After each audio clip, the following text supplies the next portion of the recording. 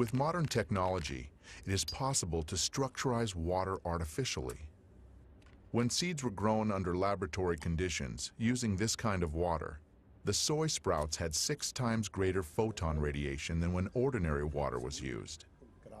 Using structurized water makes vegetables ripen faster and increases the amount of useful microelements and vegetable proteins several-fold.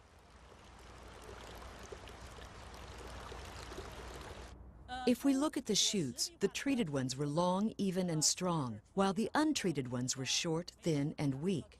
If we look at the plants today, those from the selected seeds have all ripened, but the ones from non-selected seeds have not. We have to say that using structurized water really does affect the growth of vegetables and fruits.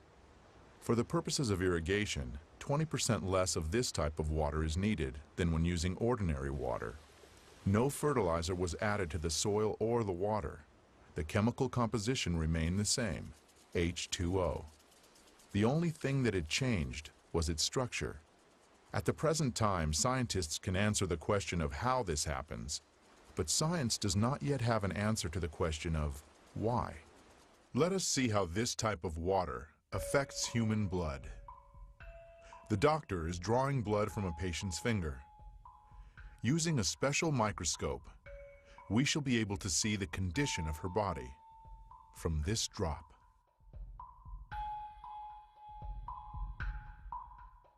These are red blood cells, and they've lost their electrical charge, so they're all stuck together in a formation called a rouleau. Here's a huge symplast. Symplasts are associated with heart disease and arthritis and lung disease and many other conditions that could be coming in the future. The doctor asks the patient to drink a small amount of structured water. After 12 minutes, the doctor again draws blood from the patient and studies it. So you can see that the cells then become buoyant, they become slippery, and they have their electrical charge, so they repel each other. That allows them to carry oxygen, and it means that we're changing the pH of the blood back to an aerobic environment rather than an anaerobic environment.